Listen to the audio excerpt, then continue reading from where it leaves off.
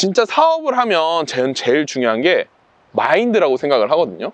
좀 손 사장님도 좀 어떻게 생각하세요? 사업을 할 때 마인드가 좀 중요하다고 생각을 하시나요? 마인드는 어떤 일을 임하든 다 중요하죠. 근데 맞아요, 다만 그에 맞는 마인드를 임하는 게 제일 중요하다고 생각합니다. 사업을 할 때는 사업을 위한 마인드가 있는 거고, 회사를 다닐 때는 이제 직장 생활을 위한, 회사 생활을 위한 마인드가 있다고 생각을 해요. 직장을 다닐 때 직장인분들의 마인드는 어떤 것이 좋을까요? 다녀보지는 않았지만 또 주위에 예컨대. 성공하시는 직장인분들도 많으니까. 그렇죠. 그리고 이제 제가 드라마 미생을 좋아해요.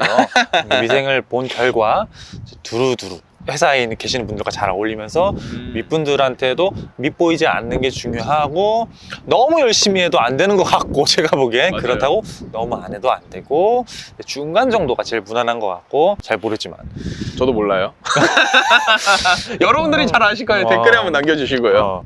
그 정도라고, 지금 제가 아는 지식선에선 그 정도라고 생각을 합니다. 근데 이제 사업에 대한 마인드는 너무나도 잘 알죠. 크게 보면은 부자가 아니면 죽음을, 중간은 없어요. 맞아요, 뭐 아니면 도로. 맞아요. 정말 중요하죠. 마인드에서 되게 중요하다고 생각을 했는데 스마트 수어도 똑같은 것 같아요.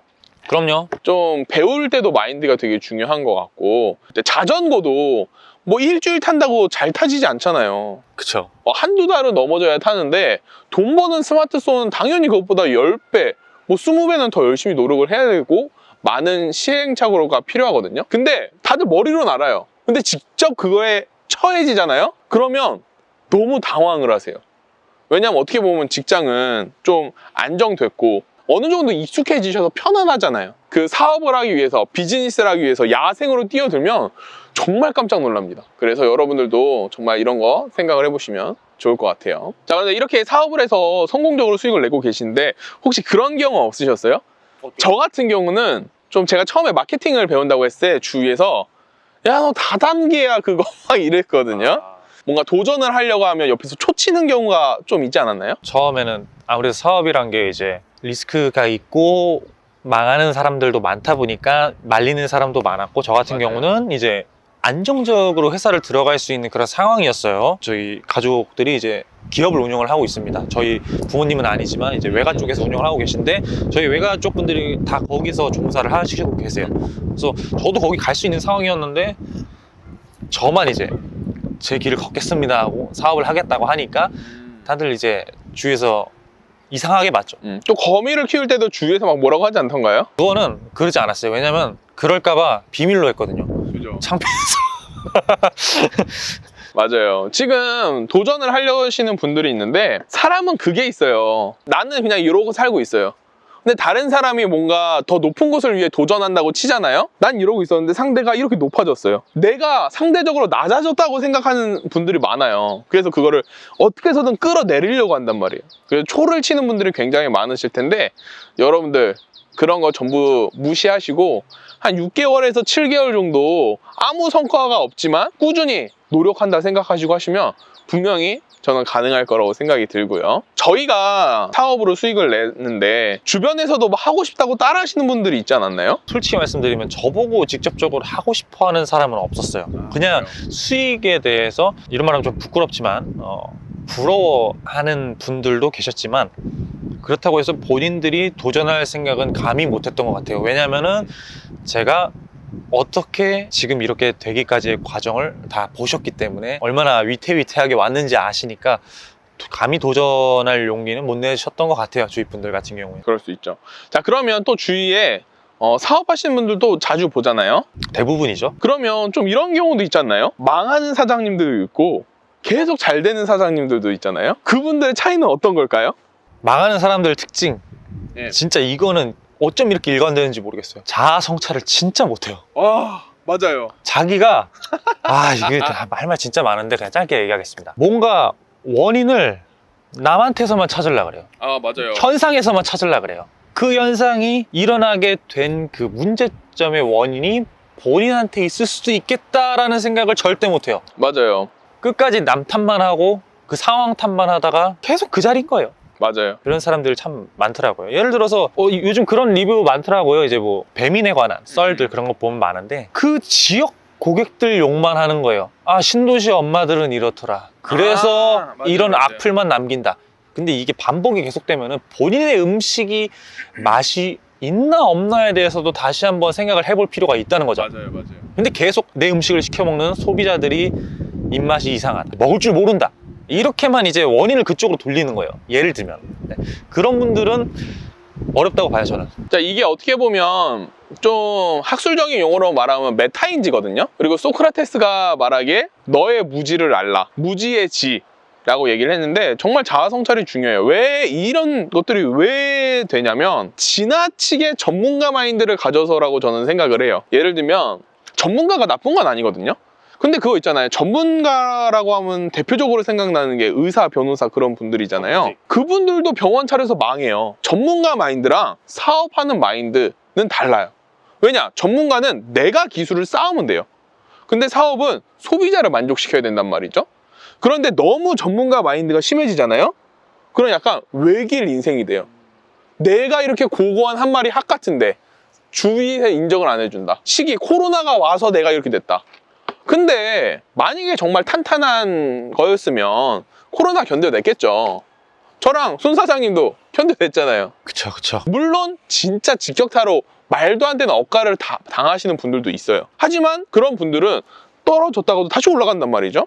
하지만 여기서 탓을 하고 자아성찰이 안 되고 내가 무엇이 부족한지 모르고 그냥 내가 잘하고 있다고 생각하면 발전이 없기 때문에 그냥 그대로 가라앉게 될 수밖에 없다고 생각을 해요. 그래서 항상 내가 무엇을 모르는지, 내가 무엇을 알고 있는지를 생각을 해보면 되고, 그리고 내가 잘하건 못하건 상황이 사업을 하면 계속 이렇게 롤러코스터잖아요. 그래서 항상 이렇게 내려갈 때 어떻게 다시 올라갈 수 있을까를 되게 생각을 하는 게 좋아요. 그래서 손 사장님은 진짜 여러 가지 사장님들을 말하면서 배움을 취하고 그런 게 많거든요.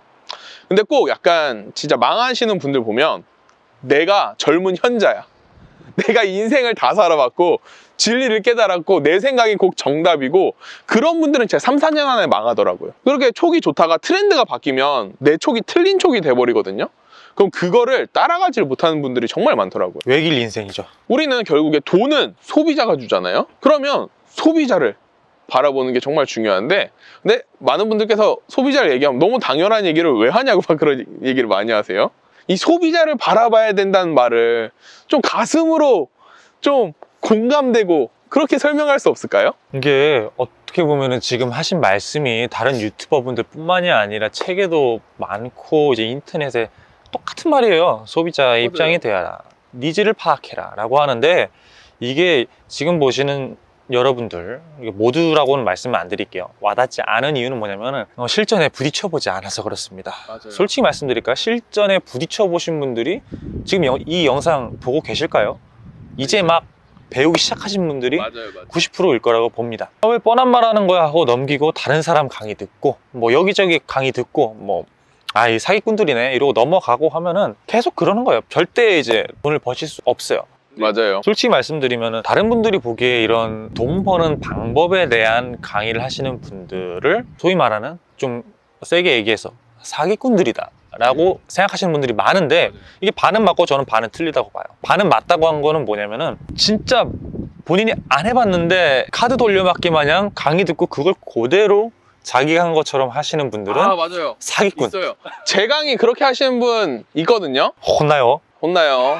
저 준비하고 있어요. 그러시면 안 돼요. 이런 거는 거르시는 게 맞는데 반대로 이제 진또배기들 이제 진짜로 본인이 벌어보셨던 분들은 그거 거짓말 아니에요. 근데 그럼 말씀하시겠죠? 아니 그럼 네가 그렇게 돈 벌 수 있으면은 돈 벌면 되지 왜 돈 버는 법 가르쳐 주냐라고 맞아. 하는데요. 그거 제가 쉽게 알려드릴까요? 돈 더 벌려고요. 맞아요. 돈 더 벌려 그러는 거예요. 욕심이 많으니까 이분 이걸로 1,000만 원, 2,000만 원 벌어요. 3,000만 원 더 벌고. 근데 4,000만 원, 5,000만 원 벌고 싶은 거예요.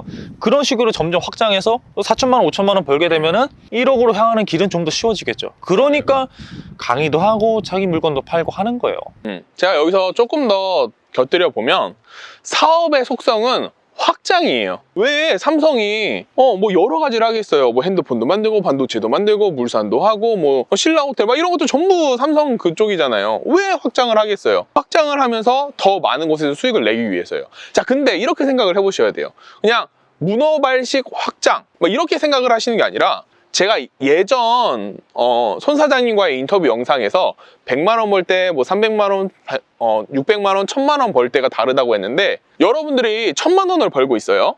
그런데 이 1000만 원을 2000만 원으로 만드는 것보다 그냥 다른 영역에서 1000만 원으로 확장을 하는 게 더 쉬워요.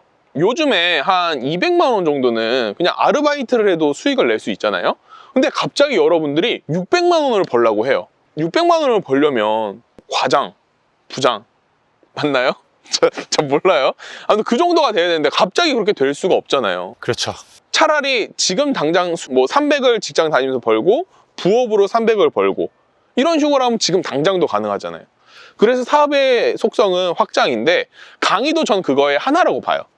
왜냐면 난 이렇게 벌었고 내가 지금까지 벌어왔던 내용을 그냥 이 사람들이 알려주면 이 사람들은 시행착오를 줄일 수 있잖아요. 왜냐면 만약에 지금 손 사장님 같은 경우는 거미를 6, 7개월 정도 시행착오로 겪었었는데, 만약에 제자를 드린다고 쳐요. 그럼 그 사람은 한 달만 시행착오 겪어도 되잖아요. 아, 그쵸.